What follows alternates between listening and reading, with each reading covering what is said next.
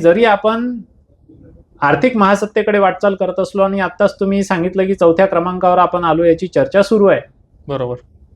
पण चौथ्या क्रमांकावर आल्यानंतरही आपली जी तुलना केली जाते ती पाकिस्तानशी केली जाते.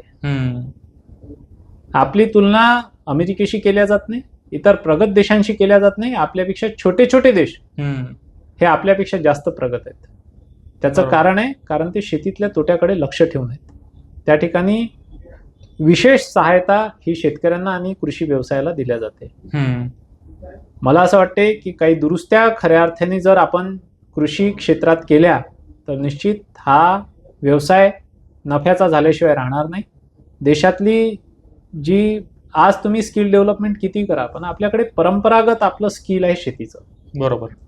आणि त्याच्यात इन्कम नसल्यामुळे ते अर्थार्जनाचं साधन आता नसल्यामुळं ते आपलं जे परंपरागत कौशल्य आहे ते आपल्या नव्या पिढीच्या हातून सुटत चाललंय. बरोबर.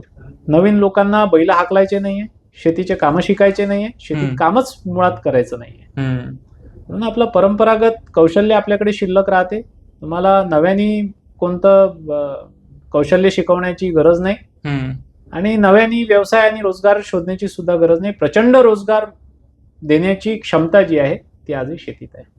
म्हणून खऱ्या अर्थाने आर्थिक महासत्ता बनण्याआधी देशातला शेतकरी सुजलाम सुफलाम झाला पाहिजे, शेती सुजलाम सुफलाम झाली पाहिजे आणि शेतीच्या भरोश्यावर येणारं उत्पन्न हे वाढलं पाहिजे. तरच खऱ्या अर्थाने माझ्या मताने आपला देश 2046 पर्यंत आर्थिक महासत्तेचं जे स्वप्न आपण पाहून राहिलो, जर आपण शेतीची दुरुस्ती केली आणि शेती नफ्यात आणली तर मी तुम्हाला खात्रीने सांगतो की 2030 मध्येच आपण आर्थिक महासत्ता बनण्याचं ध्येय हे विश्वात आपण गाठू शकू.